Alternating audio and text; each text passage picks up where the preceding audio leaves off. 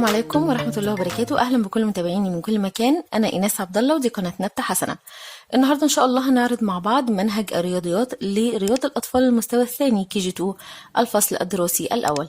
هنعرض محتوى المنهج وكمان هنشوف طريقة كتاب الباهر في عرض المحتوى عاملة إزاي.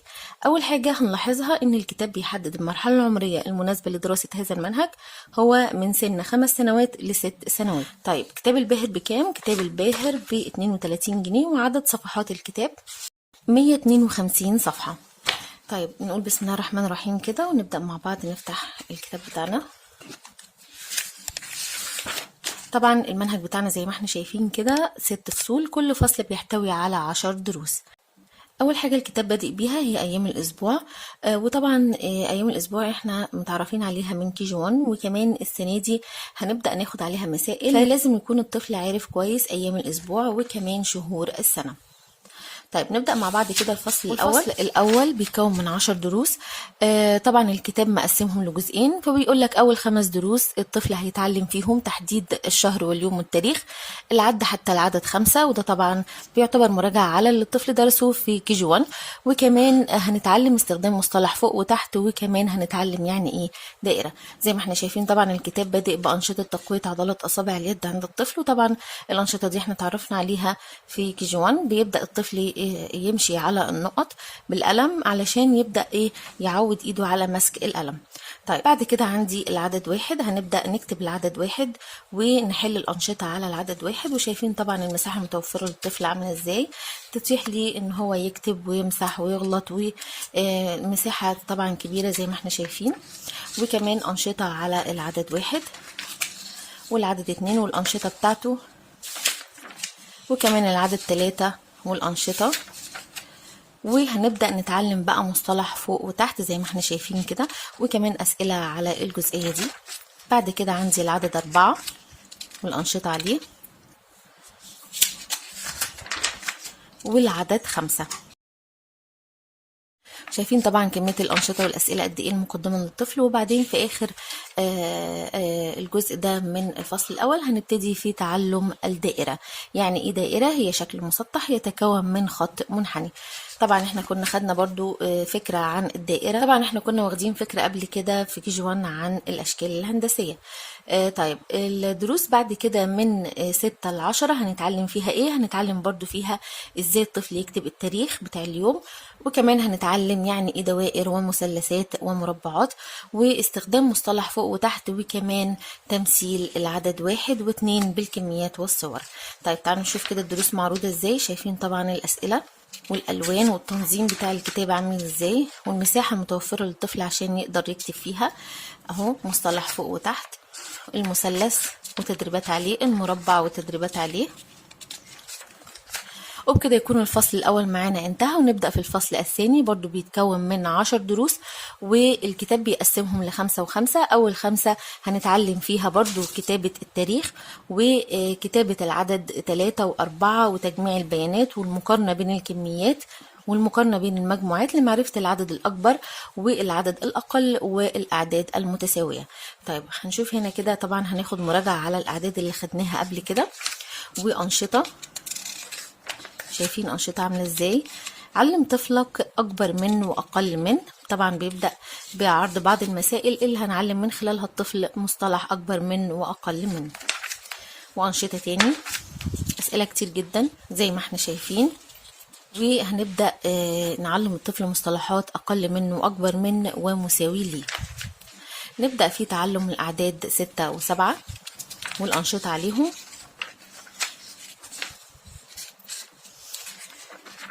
شايفين مجموعة كبيرة جدا من الأسئلة اللي بندرب بيها الطفل على المسائل. وبعدين هنبدأ نعلم الطفل يعني ايه خط الأعداد. طبعا خط الأعداد هو وسيلة رياضية تمكننا من العد. وبكده يكون الفصل الثاني انتهى، ونبدأ في الفصل الثالث، وهندرس في الفصل ده الأعداد من 8 ل 10، وكمان هنعرف ازاي نمثل البيانات. ادي العدد 8 والأنشطة عليه، وكمان العدد 9 والعدد 10. طبعا مجموعة كبيرة من الأسئلة زي ما احنا شايفين. وبعد كده هنبدأ نتعلم يعني ايه تمثيل البيانات.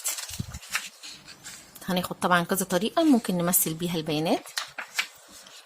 أسئلة، طبعا الأسئلة بتراجع على كل اللي خده الطفل من أول المنهج، زي ما احنا شايفين أسئلة كتير جدا. بعد كده هنبدأ نتعلم أيام الأسبوع، وهنعرف اليوم الحالي واليوم السابق واليوم التالي زي ما احنا شايفين، وهنبدأ نتدرب على أيام الأسبوع. طيب بعد كده بنبدأ في الفصل الرابع، وفي الفصل ده هنتعلم العدد الأقل والعدد الأكبر بمقدار واحد، وكمان هنبدأ بقى في تعلم حاجة جديدة وهي مكونات الأعداد. وطبعا مكونات الأعداد دي مهمة جدا الطفل يعرفها علشان هتساعده بعد كده في المسائل الأصعب. هنبدأ بقى في الدروس زي ما احنا شايفين كده، هنراجع على كل الأعداد اللي احنا هناخد أنشطة طبعا زي ما احنا شايفين، أنشطة كتير جدا وأسئلة وتدريبات. بعد كده هنبدأ في دراسة مكونات العدد 5، ودي طبعا حاجة مهمة جدا ان الطفل يعرفها زي ما قلت لك. مكونات العدد 5 زي ما احنا شايفين والتدريبات عليها. يعني الطفل هيبدأ يفك العدد 5 لعددين، لازم يكون مجموعهم 5 في الآخر، يعني مثلا 1 و4 2 و3 وهكذا. طيب اهو تدريبات تاني على مكونات العدد 5. بعد كده بنبدأ في الفصل الخامس، وده برضو بيتكون من 10 دروس. أول 5 دروس هنتعلم فيهم إيه؟ هنتعلم العد من 1 ل15، وهنبدأ نوصل الأعداد بأسمائها، وكمان فهم العلاقة بين الأعداد والكميات حتى العدد 10، والتعرف على العدد 15 باعتباره 10 مضافا إليه 5، وإنشاء نموذج لتكوين الأعداد حتى 10 وتحليلها باستخدام الأفعال والأشياء. تعالوا نشوف كده الدروس دي بتتعرض بشكل عامل إزاي. طبعا هنراجع على الأعداد من 1 ل10، وبعدين هنبدأ نتعرف على العدد 11 و12 و13 و14 و15، وكمان هناخد تدريبات على كل الأعداد الجديدة اللي احنا خدناها. تدريبات كتيرة جدا زي ما احنا شايفين، مجموعة كبيرة من التدريبات. وبعدين هنبدأ في دراسة مكونات العدد 6، وبعد كده هنبدأ في الجزء الثاني من الفصل الخامس. في الجزء دوت هنتعلم ايه، او في ال5 دروس دول هنتعلم ايه؟ هنتعلم الأعداد من 16 إلى 20. فهناخد هنا العدد 16 بالأنشطة بتاعته 17 و18 و19 و20 ومجموعة كبيرة من الأنشطة. وهنبدأ نتعرف على مكونات العدد 7 ومكونات العدد 8 ومكونات العدد 9 ومكونات العدد 10 بأمثلة وتدريبات عليها. بعد كده هنبدأ في الفصل السادس، وهو مكون من 10 دروس. أول 5 دروس هنتعلم فيهم مقارنة الأطوال باستخدام كلمتي أطول وأقصر، وال5 دروس التانيين هنبدأ نتعلم مقارنة الأوزان باستخدام كلمتي أثقل وأخف. شايفين طبعا الدروس هنبدأ نراجع على الأرقام اللي احنا درسناها، وبعدين هنبدأ نتعلم مصطلح الأطول والأقصر بالتدريبات عليها زي ما احنا شايفين. بعد كده هنبدأ نتعلم مقارنة الأوزان باستخدام كلمتي أثقل وأخف وتدريبات عليها، تدريبات تاني. وبكده تنتهي الدروس بتاعتنا والمنهج بتاعنا. طبعا كتاب الباهر سعره 32 جنيه، وعدد صفحات الكتاب 152 صفحة. وبكده يكون حلقتي النهاردة انتهت. يا رب أكون قدرت أفيدكم. أستودعكم في رعاية الله، والسلام عليكم ورحمة الله وبركاته.